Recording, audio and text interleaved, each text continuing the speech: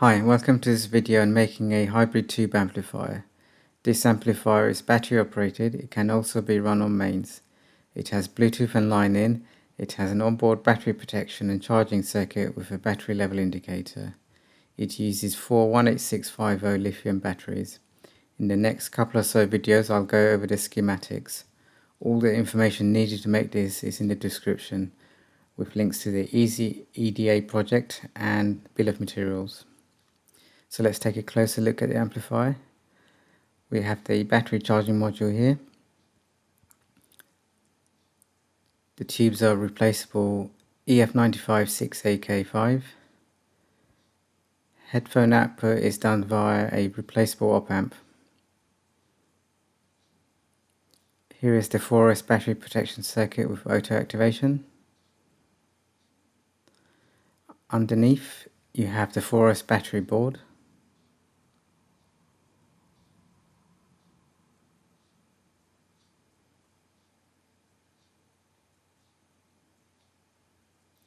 I'm going to pull out the mains, and it's now running on batteries.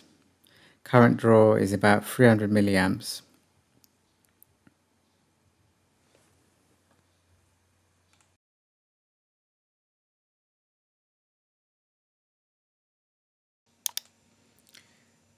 So here we have the first of the schematic. So this here is the main tube amplifier circuit. It's got two valves and one op amp for the headphone application. So the diagrams for the valves do look a bit odd. It's what I found on EasyEDA. I think the orientation is flipped, but the pinouts are correct and it obviously works. I made it. So the bias resistor has been set, this one here, to give about 1.35 volts. Now this does go up or down depending on the tubes you use, but generally speaking you get the correct bias voltage. 85 volts is applied to the plate after 15 volts is dropped using the plate resistor here, so 100 volts in. 12 volts DC is used for the heater, so it's spread across two to give 6 volts each. Two large capacitors here to smooth out the power coming in. It's a fairly standard design, quite simple really. You also have a couple of pre-outs here. I don't think I'll ever use them. The resistor value probably needs to be changed accordingly. Then you have an op amp. I have put EF9532 here, but you can use whatever op amp you want. The op amp is just a classic design for a single power supply. So quite a simple design, and you get your audio out here. So let's have a look at the next section, which is the start delay. So I decided to add a relay controlled delay before connecting the headphones, thinking it would help with the thump that you get.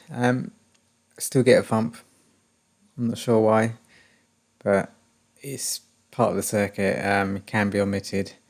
So the output is just from the op amp is fed in through here, and then these transistors act as a delay via this capacitor before this one eventually turns on, connecting the headphones. There's a LED here as well, which can be deactivated using a switch. And the next circuit is the input selector. So you can switch between Bluetooth and line in using a relay activated switch. Next we have the LEDs. So under the valves there's a total of 4 LEDs giving you 2 different colors, and it's switchable. Next you have the 100 volt DC booster. This is based on the UC3843B.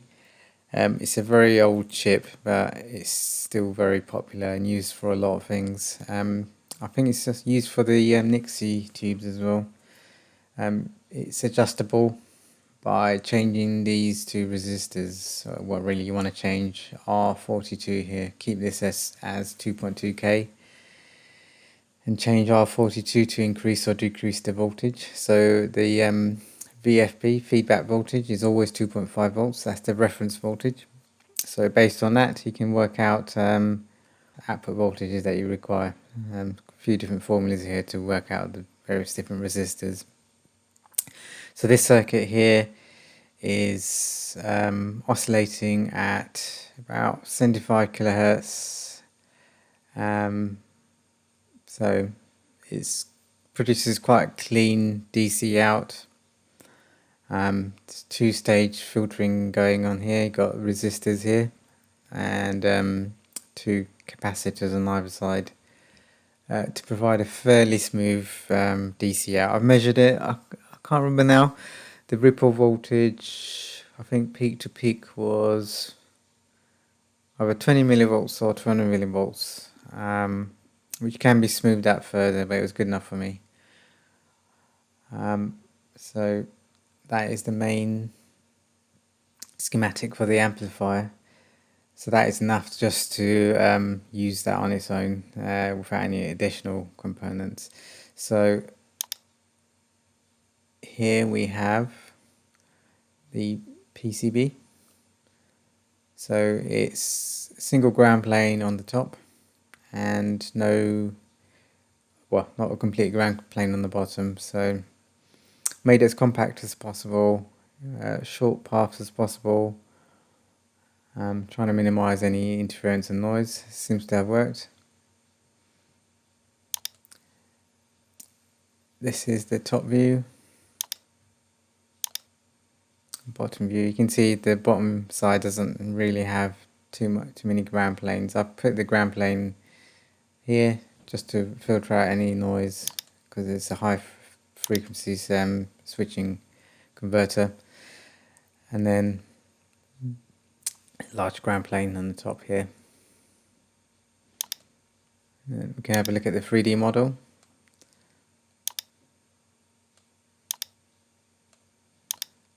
Lots of JST connectors for connecting up all the different modules.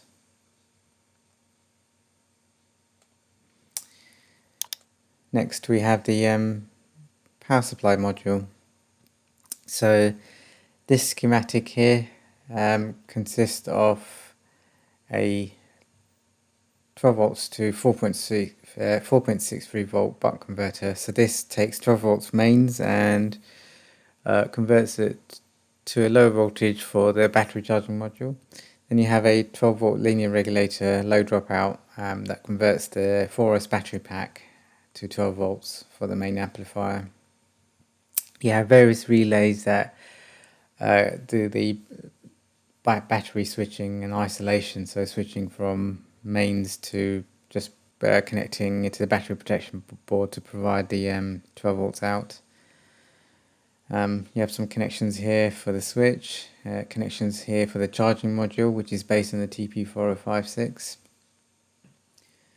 And then we got some calculations here for the buck regulator, working out the power dissipation. So with the heatsink that I used, I have a junction temperature of 56 degrees, which is really good.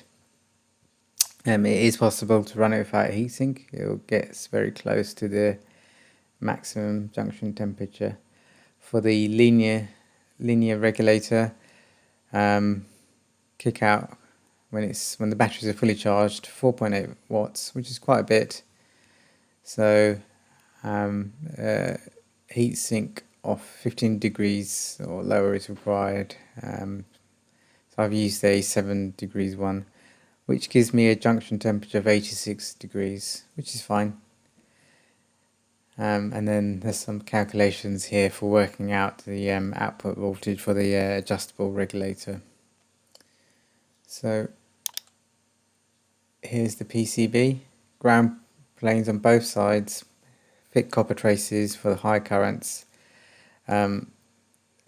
So some of the traces here can carry up to 2.4 amps. So this one here, I think it's running at 2.4 amps. So basically the 4.6 volt power supply.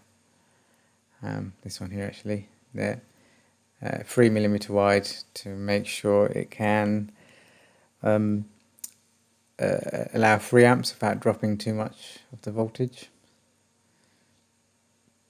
And we have the PCB top side, bottom side. So follow the manufacturer's specifications and designing the trace width and paths for the all the voltage regulators. They're very specific to minimize noise and oscillation. Here we have the 3D view. There's some of the stuff doesn't have 3D models, so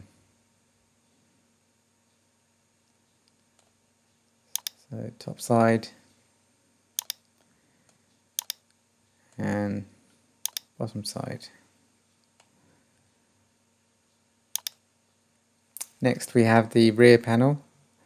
So I decided to use a PCB for this because you can put your writing on there and you get nice holes cut out when you have the PCB fabricated.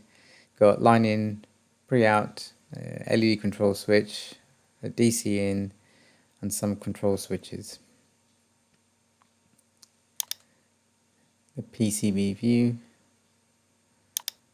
and the 3D view.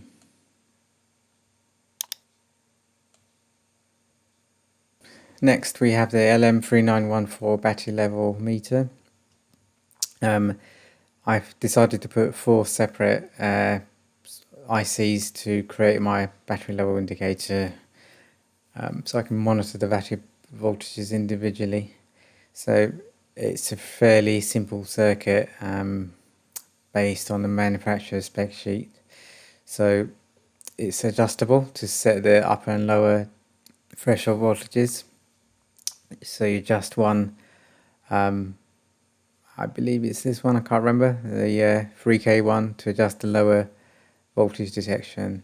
So you get your battery or a voltage regulator to output low battery state. So if you're monitoring a lithium battery, that could be 3 volts. So you adjust that until 1 bar is lit, and then you adjust the upper limit, so get a battery charge to 4.2 volts and adjust this one until you get the maximum bars lit up.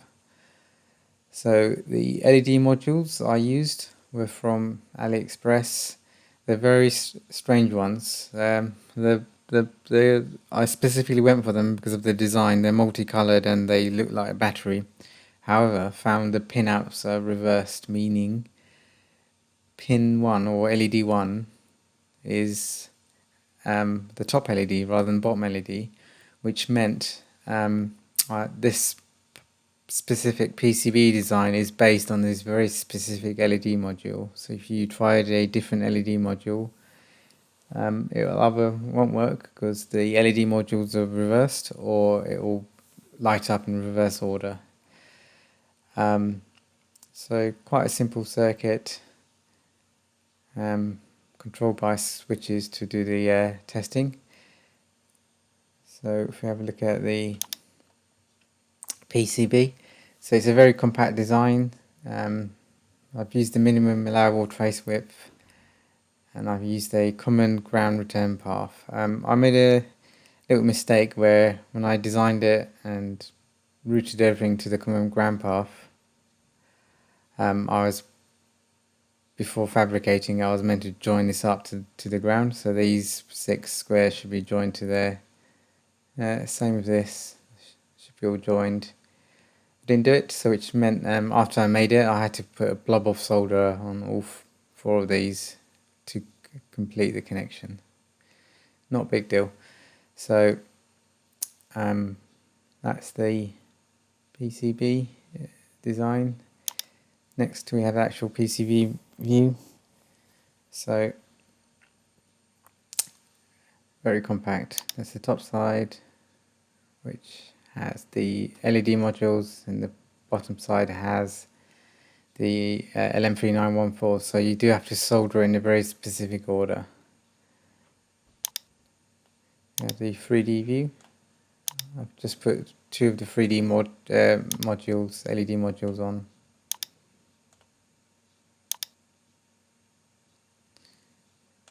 You can see the precision potentiometers here. Next we have the 4S battery protection system. There's two versions of this. So this version here does not have any auto activation, so it requires shorting this pin here, BMP with B+, which is done via this reset header here. The other version has an automatic activation. So this is based on ABLIC's data sheet, so all the components are based on their recommended values. I've tested it, works very well. Obviously it's all dependent on the choice of the IC. There's different versions available, so the one I chose has a over discharge detection voltage of 3 volts. I'm not using this for charging at all. So that's the circuit, standard design, and then we have the PCB, nice and compact. I put heatsink area even though I'm not actually generating any heat because of the low current I'm drawing. I put it on there anyway just for future use. So here you have the 3D model. You can see the JST connectors on the back. Here we have the battery protection module with the auto activation. So the main circuit is the same as the previous one. The only difference is I've added a relay controlled using 5 transistors, a delay. So the relay shorts the pins for the auto activation and then disconnects after about 2 seconds. So the PCB for this looks like this. Slightly longer because of the components for the auto activation all over here. And we've got the photo view, top side and the bottom side.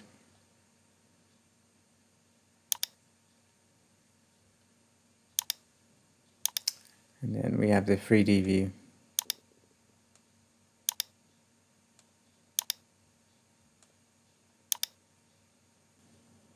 This is the TP4056 charging module. I used a genuine top power chip, and the version I use is the later revision, which is TP4056X. So this has better tolerances, has a more precise cutoff, has better heat dissipation. So based on the manufacturer's design, I also used, as per manufacturer's recommendation, a voltage dropping resistor. So I feed 4.6 volts into it and I drop another 0.3 volts, which means the power dissipated drops considerably.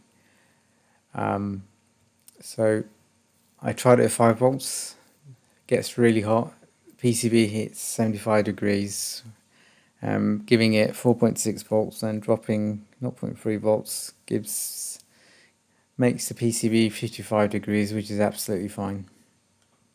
It charges all 4 batteries at about 600 milliamps individually. I didn't want to go any higher because it then requires quite a lot of current being fed in and generates even more heat.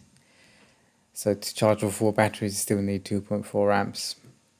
Some calculations here to work out the voltage drops and power dissipated and so on.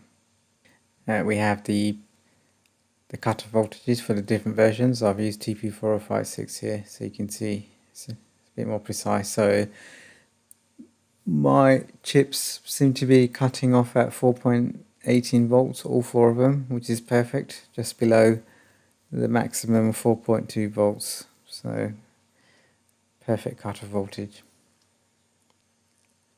Here we have the PCB. Try to make it as compact as possible, but to allow for enough heat dissipation to go into the other side and out via heat sinks.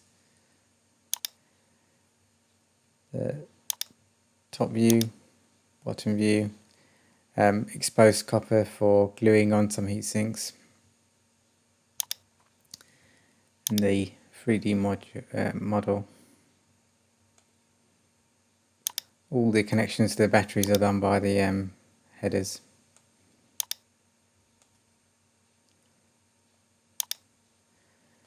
And then here we have the M18 Bluetooth receiver module. So these additional components are for smoothing the power supply and dropping the power supply from 12 volts to 5 volts, and then providing ground isolation, otherwise there's noise on the Bluetooth module, which is quite common when using a Bluetooth module with another sound system like an amplifier. You create a loop. So the ground loop is reduced considerably by using this DC to DC converter, so it takes 12 volts and outputs 5 volts with two separate ground paths.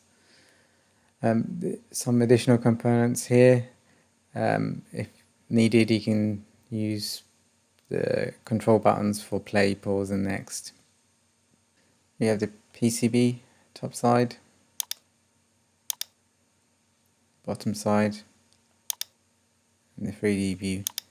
So MH18 goes over here on top of the resistors.